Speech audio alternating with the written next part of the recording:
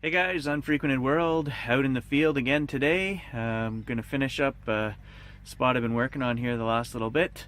I've got both machines out today. We'll do a little bit of side-by-side comparison just because I haven't used the Bounty Hunter in a while. And I feel I'm getting a pretty good feel for the Garrett. So when I picked up the Bounty Hunter out of the car today to use it, I thought, man, this thing is light. I'm so used to swinging this one now for the last 4 or 5 outings, and it really is heavy. It's twice the machine, but if you look, it's also twice the size, right, on the back.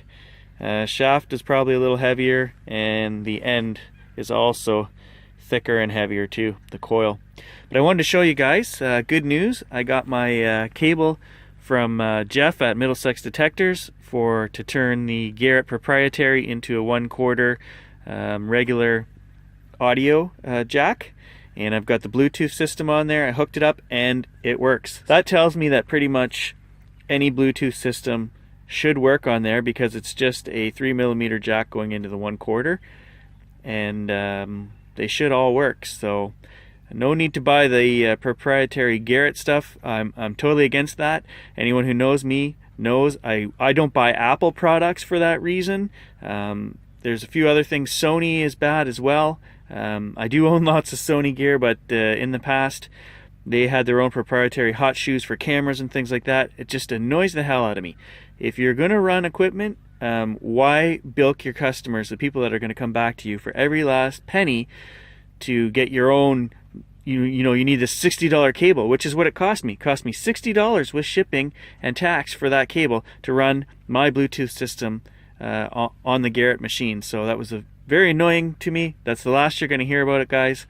But I disagree with companies who do that. Okay, guys, so we're going to start with the Bounty Hunter machine.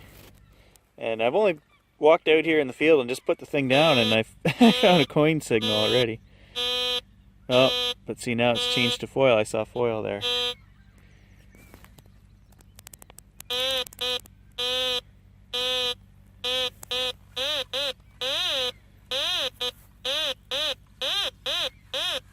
That's pretty consistent on zinc, which is why I thought we had a penny here. But that's a pretty big signal. Let's pinpoint it. God, I hate the pinpointing on this machine.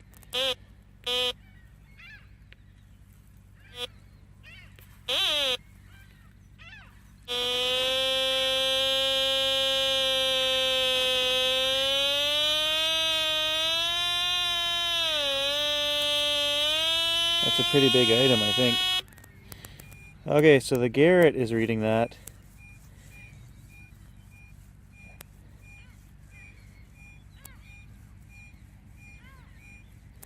That's a very consistent 75, 76, 77. Literally, guys, I walked out in the field and set the coil down on the Bounty Hunter and said, I'm going to start hunting here. I turned it on, and there was a signal. That signal right underneath it. So I don't know what it is, but let's find out. Let's dig it. There it is, guys. So the Bounty Hunter actually did show foil and aluminum a couple times there. It's one of those pudding lids or whatever from back in the day. So it's an aluminum lid is what it is. And I could tell, I think, more with the Bounty Hunter that it was a bigger item than I could with the Garrett. So anyway, I'm going to give that first hole to the Bounty Hunter, actually.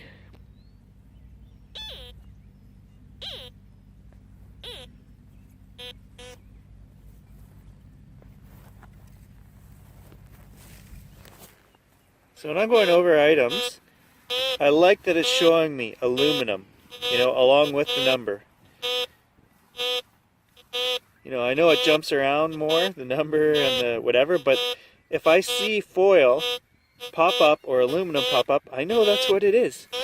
And I do appreciate that, where the Garrett just gives you the number and then a marking along this scale here, which it does say ferrous and foil and silver and gold and whatever on the top, but I just like seeing it pop up right in front of me and I'm reading it as I'm looking. It's a little handier. It was coming up with the 60 reading earlier, but It's got to be aluminum of some kind because this machine is pretty good. When it shows aluminum, there's foil.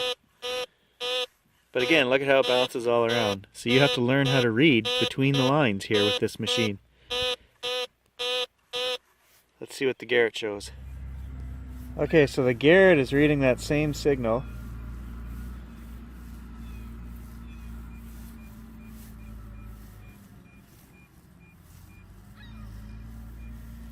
Okay, so now it's getting it as a 53. Originally it was ringing up 77, 77 again, like that last hole we dug. There we go, there's a 70. See, so if I was just using the Garrett here,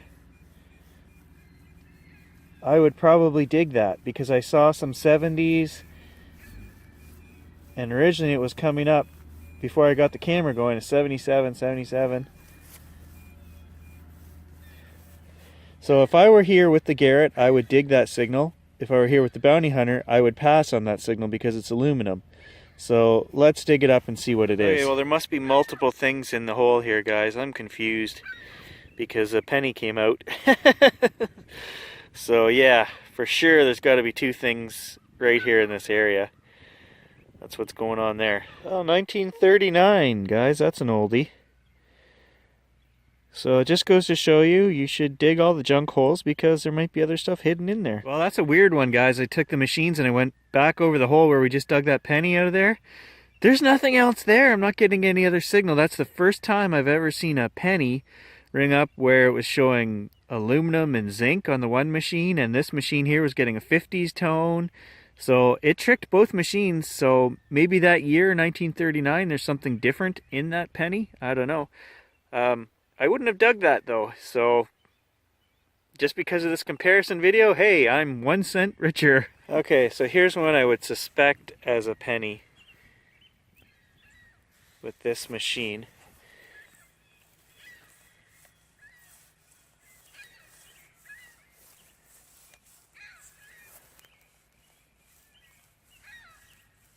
We're getting 70s, and I even saw an 80, but the confusing thing is we're going down to 50s as well. Okay, Bounty Hunter was reading 7 inches right here. We'll dig down and see what it is, and this is going to be the last hole that I compare these two on. Let's put it this way, you're going to get equal confusion from both machines, so if you get a high signal, just dig them all. You know, one machine is not proving to be better than the other. So this one seems to pick out aluminum better. It's a little more solid, it bangs onto the 44, 45 mark, and I know it's aluminum or it shows foil.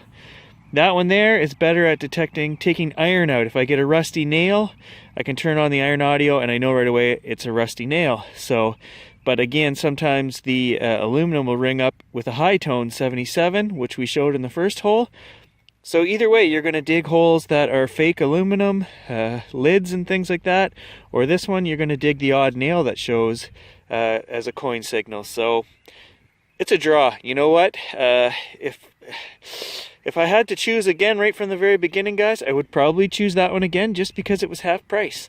And a lot of people don't know whether they're going to stick with this hobby or not. But I do love that, and I love the idea of it being waterproof. Did not like the $60 cable I had to buy to use my Bluetooth. It's a wash. They're both great machines, guys. So that's going to be it for comparisons for me. From here on out, we're just going to use one or the other and show you what we find. And there's the prize, guys. A big old rusty nail. I'll have to look at the footage again to see which one was reading iron. Maybe they both were. So again, there's an example of a nail that rang up into the 70s. I even saw 80 at one point on the Garrett. So you never know what you're going to dig. Okay, so we are just on the Garrett here. I moved over, got a signal of 84. And it was a loony. Way to go, Garrett. Alright guys, so I pulled this plug and it's a double header. There's a penny right there, and there's a penny right there. There's one. There's two. There might be more, I'll check the hole. Not a nail, it's a coin. A nickel, I think. 1975 Canadian nickel. Yeah, there it is. Another penny. That's an American, 1973. Okay, good strong 8486 signal, coin in the hole. We've got a Canadian 1977 quarter. Alright, another 77 signal here. And it's not what I thought it was. It's not a coin. Looks like it's a little wee tiny, and I mean tiny, knife. Hey, my second pocket knife. That is really cool. That is like the tiniest little knife I have ever seen. It's not even as long as my thumb. It's got some like abalone outer, I don't know what that is. Looks like a shell of some kind. The blade is snapped off, you can see right there. That is awesome. Well, another penny in the hole. It's American, I could see that. 1964 American penny. I'm on to the penny spot now. Here's another one. 72 Canadian. So as I mentioned earlier, this is the opposite of the bounty hunter where you can dig up nails until the sun comes home because you're not sure if they're iron or not. The Garrett has the opposite problem, and I've been fooled multiple times on this. Little tiny piece of foil right there, getting a reading 70s, high 70s, saying it's 25 centimeters. Of course, I pull my plug, I scan the whole outside of the plug, nothing. As I'm digging, I'm scanning that, nothing. I'm down there 9 inches. I still can't detect anything with the pinpointer. That's when I start getting suspicious. I run the Garrett over top of the plug, and sure enough, it's showing a signal from this side. I tear into it a few inches, and there's that tiny, tiny little piece of foil. And again, so we get the opposite issue that we have with the bounty hunter. Foil will read as 77, and your iron audio is not going to save you there, guys. You're going to dig that all day long. So, I mean, both machines have a weakness. So there you go, guys. The final word on those two machines is if you're rich and you don't care, you want the best of both worlds and waterproof, go with the Garrett. Just be prepared to spend a little more for wireless headsets and things like that. In the underwater, you do have only one option, and that's Garrett headphones, which are about 150 bucks Canadian. Those are wired, so just keep that in mind.